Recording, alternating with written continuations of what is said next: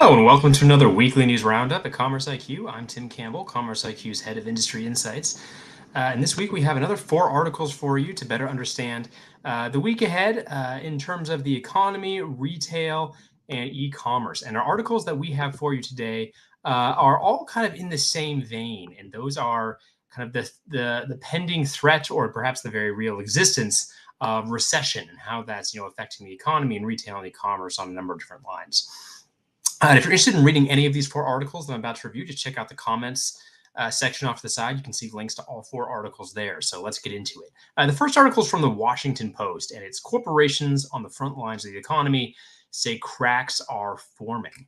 And this is a good article because it gets at some of the contradictions that we see happening that we see happening in this space, in the economy in general right now. If we truly are in a recession, this is unlike any other recession really that we've seen in the past. It is at once highly anticipated, yet at the same time very strange, and has some markers that aren't really typical of a normal recession. For instance, very low unemployment, while at the same time you have layoffs starting to take off in certain sectors.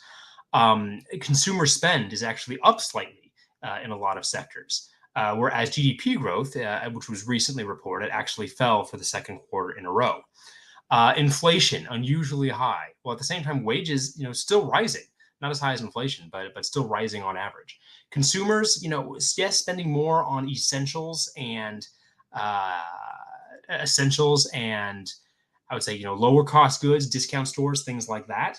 But also spending a lot on experiences, discretionary experiences, things you wouldn't normally expect leading into a recession, right? And there's a lot of reasons behind that, such as the unavailability of some of those experiences, for the past 2 years. So just a very interesting and unique environment, which has caused so much debate around, are we in a recession or are we not? Well, I would say, even if we're not, and it could be likely that we are in a nominal recession.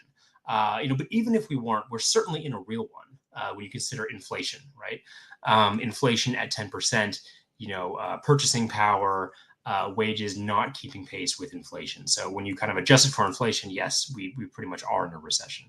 But some good thoughts here about why, a lot of corporations are wary of recession, even though a lot of them have reported record profits because they're starting to see maybe, flagging consumer confidence and consumers pulling back on their spending a little bit. So really interesting article overall.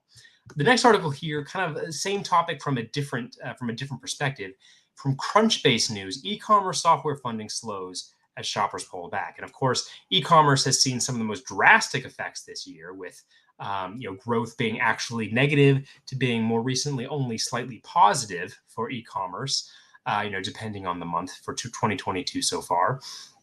Especially after record-breaking gains in 2020 and 2021, shoppers pulling back in e-commerce. Basically, now we're seeing that we didn't see this 5-10 year leap ahead in e-commerce that some thought we may have seen, right?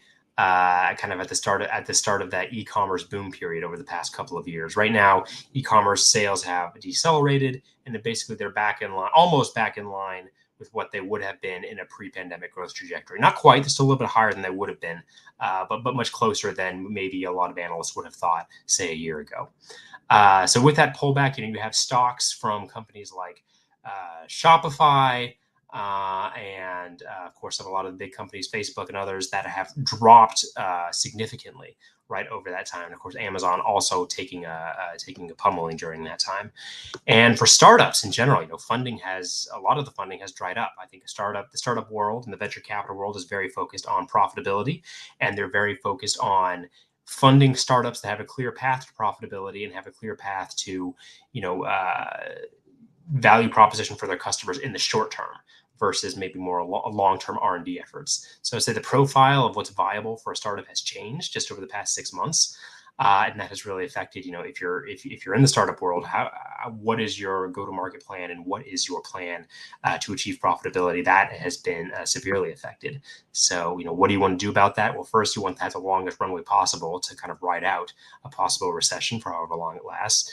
And second, you want to make sure that you're optimizing and making your customers either gaining them incremental revenue or making them more efficient and helping them cut costs as much as possible, providing that benefit immediately so that you're not on the chopping block for your customers, if you're in the startup world.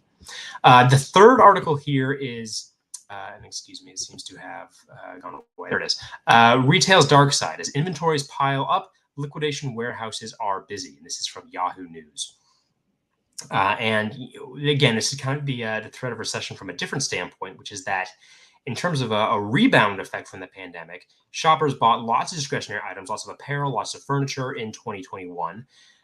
Because of supply chain delays, retailers ordered way ahead for anticipated future demand, and then that future demand dried up, in large part because of inflation, and in large part because of demand that was moved forward in 2021 and is not as needed in 2022.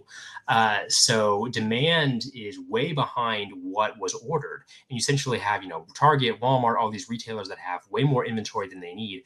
And a lot of that's going to liquidators. So liquidators doing very well in terms of getting, items for pennies on the dollar from various retailers and reselling that to the kind of the smaller cohort of shoppers that actually wants to shop for these goods, right? They can do very well during this time because they're kind of buying on an off-peak season.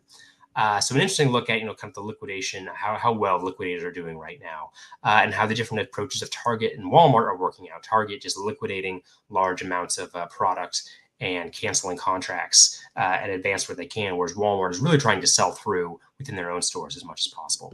And then the last article here is from Mint, and it's our focus on India. And what we have here is that India doesn't seem to be too worried. At least their retail sector, formal retail sector, isn't too worried about recession, I would say.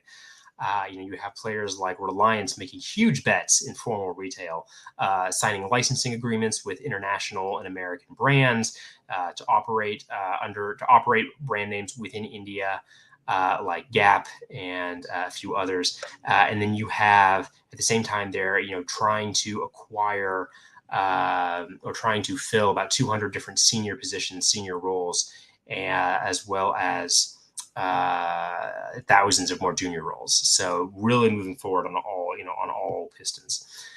So some really interesting stuff here. Again, if you're interested in reading these articles, check out the links in the side in the comments, and you can read those articles. We'll be back next week with another 4 articles that you need to read to better understand the week ahead for e-commerce, retail, and the economy. Until then, feel free to check out our Thursday live stream, which we'll have on the CommerceIQ LinkedIn page as well. Different topic every week, and you'll see what that is shortly. And until then, have a great rest of your week, and I will present to you later. Bye for now.